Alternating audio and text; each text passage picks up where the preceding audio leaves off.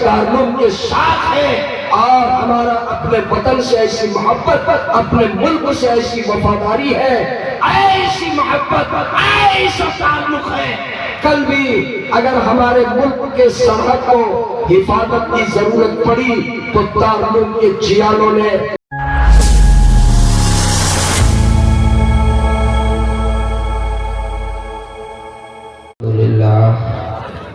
الحمد للہ نحمده ونستعینه ونستغفره ونؤمن به ونتوکل علیہ ونعوذ باللہ من شرور انفسنا ومن سیئات اعمالنا من يهده الله فلا مضل له ومن يضلله فلا هادي له ونشهد ان لا اله الا الله وحده لا شريك له ونشهد أن سيدنا وسندنا ونبينا وحبيبنا ومولانا محمدا عبده ورسوله صلى الله تعالى عليه وعلى آله وبارك وسلم تسليما كثيرا كثيرا أما بعد أعوذ بالله من الشيطان الرجيم بسم اللہ الرحمن الرحیم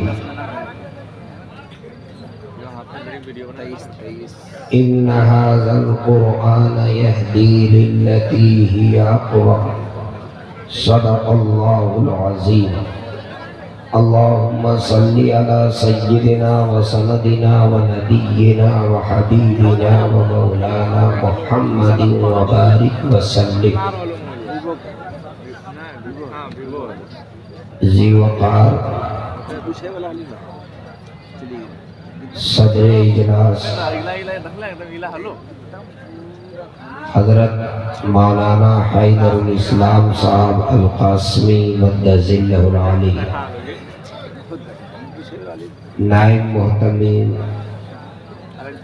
مدرسہ مدنیہ چلمل،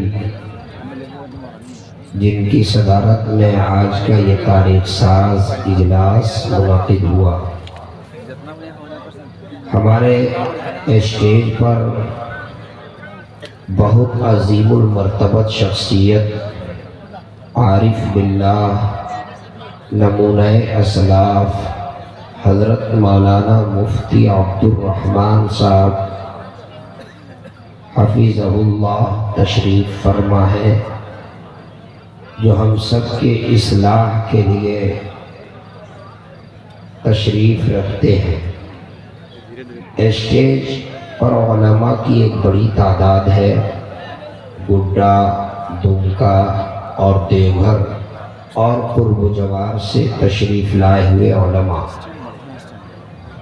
آج کا یہ جلسہ مدرسہ منبع العلوم بنیارہ ضلع دمکا، جن کے محتمیم حضرت قاری گلفراز صاحب، جن کے زیر اہتمام اس اجلاس کا انعقاد ہوا، اور آج کے اس جلسے کے مہمان خطیب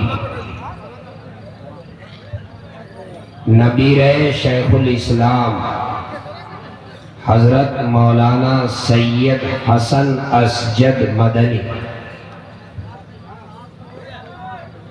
مدد ذلہ العالی، جن کا بے باک خطاب ابھی آپ نے سماعت فرمایا،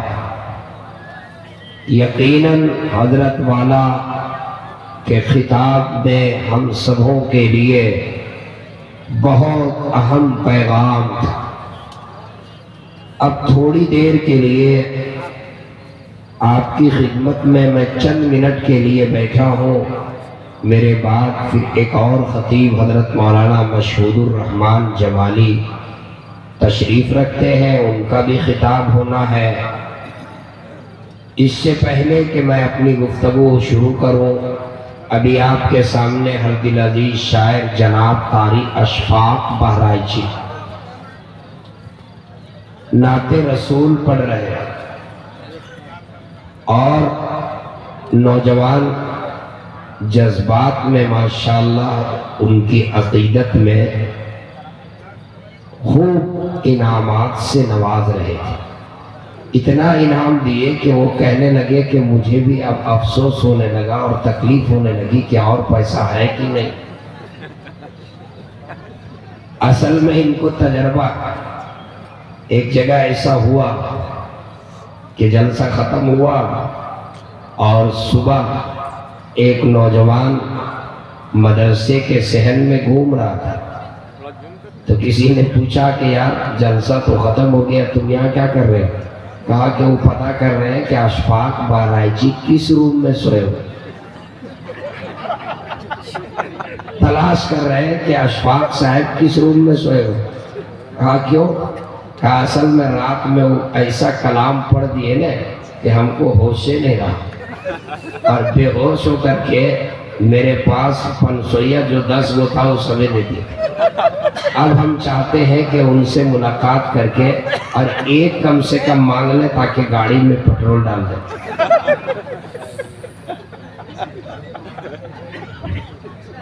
جلسے کے نقیب حضرت مولانا بدر الدین صاحب القاسمی ماشاءاللہ، جن کے ولولہ انگیز نقابت نے جلسے کو کامیابی کے راہ پر لا دیا ہے. میرے سب محترم لوگ بیٹھے ہوئے ہیں ماشاءاللہ، علماء کی بڑی تعداد اور بہت بڑے بڑے شخصیات یہاں پر تشریف فرما ہے. بڑی اچھی بات ہے، علماء نوجوانوں کے یہ جذبات دیکھ کر بڑی خوشی ہوتی ہے. دین سے سرشار ہو کر، دینی جذبے سے سرشار ہو کر اور دینی جلسے میں شرکت کرنا، دین کی بات سننے کے لیے جمع ہونا، یہ بڑی خوش آئین بات ہے. اس لیے کہ جب دین کی بات کہی جاتی ہے اور جب دین کی بات سنی جاتی ہے تو اللہ رب العزت کی طرف سے ہدایت کے فیصلے اترتے ہیں. کاش کہ ہمارے یہ نوجوان علماء کرام کے بیانات بھی اسی غور سے سنتے جس طرح سے ہمارے شعراء کرام کو سنتے ہیں، اور کاش کہ ہمارا یہ نوجوان اس جذبے کے ساتھ علماء کے بیان کو سنتے کہ جو باتیں اس اسٹیج سے کہی جائے گی اس پہ ہم عمل کریں گے. تو میں سمجھتا ہوں کہ یہ ٹھاٹھے مارتا ہوا جلسہ ان ہزاروں کی تعداد میں موجود نوجوانوں سے ان کے اندر انقلاب پیدا ہو جاتا، انقلاب پیدا ہو جاتا. نوجوانوں، مجھے امید ہے کہ آپ میری بات کو بھی اسی توجہ کے ساتھ سنیں گے اور اس ارادے کے ساتھ سنیں گے کہ انشاءاللہ جو باتیں کہی جائے گی اس پہ ہم سب عمل کریں گے. ذرا ہاتھ اٹھائیے اور سنیے، غور سے بھی سننا ہے، ہاں، ورنہ آدھی بات سنیں گے تو آدھی بات سمجھ میں آئے گی. پوری بات سننا، جس طرح سے ہمارے اشفاق بھائی کو سن رہے تھے، ورنہ آدھا سمجھیں گے اور آدھا نہیں سمجھیں گے تو کیا نقصان ہوگا وہ پہلے میں آپ کو بتاؤں. یہ کون سا ماہ چل رہا ہے؟ ماہ شعبان، شعبان المعظم کا مہینہ کے ساتھ ہے. اور ہمارا اپنے وطن سے ایسی محبت، اپنے ملک سے ایسی وفاداری ہے، ایسی محبت، ایسا تعلق ہے. کل بھی اگر ہمارے ملک کے سرحد کو حفاظت کی ضرورت پڑی تو دارالعلوم کے جیانوں نے ملک کے سرحد کی حفاظت کی ہے. اور میں آج بھی کہتا ہوں، اگر کل بھی ہمارے سرحد کے طرف اگر کوئی ٹیڑھی نگاہ اٹھا کر کے دیکھے گا تو ہمارا دارالعلوم کے موجود ہوتے ہوئے، ہمارے مدارس اسلامیہ کے موجود ہوتے ہوئے ہمارے ملک کے سرحد کے اندر کوئی داخل نہیں ہو سکتا. انشاءاللہ ہم اپنے بچوں کو کفن باندھ کر کے سرحد کی حفاظت کے لیے بھیج دیں گے. ہمارے مدرسے کے بچے اپنے سرحد کی حفاظت کریں گے انشاءاللہ. میرے دوستو، تو یہ مدرسے کیسے چل رہے ہیں؟ آپ کے پیسے سے، گاڑی کمائی سے. اور میں بڑی ذمہ داری سے کہتا ہوں، ہم اور آپ ہمیشہ اس دنیا میں رہیں گے. ارے بولیے نا بھائی، نہیں رہیں گے، ہم تو چلے جائیں گے. تو آپ کا پیسہ کون سا جو آپ چھوڑ کر جائیں گے؟ آپ کے اولاد آپ کے ورثہ کو وہ آپ کا پیسہ ہے، وہ آپ کا نہیں ہے، وہ تو آپ کا بیٹا کا، آپ کی بیٹی کا۔ آپ کا پیسہ کون سا ہے؟ آپ کا پیسہ وہ ہے جو اپنی حیات میں آپ نے اللہ کے راہ میں لگا دیا۔ آپ کا پیسہ وہ ہے جس پیسے سے آپ نے مدرسہ بنا دیا، جس پیسے سے آپ نے قرآن کے لیے درسگاہ بنا دیا، جس پیسے سے آپ نے دارالاقامہ بنا دیا، جس پیسے سے آپ نے کسی غریب یتیم بچے کو حافظ قرآن بنا دیا، وہ حافظ قرآن کل قیامت کے دن اللہ کے دربار میں سفارش کرے گا، اے اللہ اس نے میرے لیے کھانے کا انتظام کیا، اے اللہ اس نے میرے پڑھنے کے لیے درسگاہ کا انتظام کیا، اے اللہ اس نے میرے لیے گرم کپڑے کا انتظام کیا، اے اللہ اس نے میرے لیے فلاں انتظام کیا تھا۔ اے میرے دوستو، ہم اور آپ دنیا سے چلے جائیں گے، لیکن کل قیامت کے دن یہ مدرسہ جو آپ کے پیسے سے بنا ہوگا، آپ کے پیسے سے اس کی اینٹ، آپ کے پیسے سے اس کی سیمنٹ، آپ کے پیسے سے اس کا سریا، آپ کے پیسے سے اگر وہ مدرسہ بنا ہوگا، میں بڑی ذمہ داری سے کہتا ہوں، اے قوم کے نونہالو، اے قوم کے جیالو، میں بڑی ذمہ داری سے کہتا ہوں، آپ اور ہم دنیا سے چلے جاؤ گے، لیکن وہ مدرسہ جب تک کہ چلتا رہے گا اور وہاں قرآن کی تلاوت ہوتی رہے گی، اس کا ثواب آپ کو ملتا رہے گا۔ تو میرے دوستو، یہ مدرسہ منبع العلوم، میں ابھی مدرسے میں تھا، میں نے دیکھا واقعتاً بڑی ضرورت ہے، بڑی ضرورت ہے، ابھی قسم پرسی کے عالم میں چل رہا ہے۔ اے میرے دوستو، اس مدرسے میں حضرت قاری صاحب عمارت کی ضرورت ہے،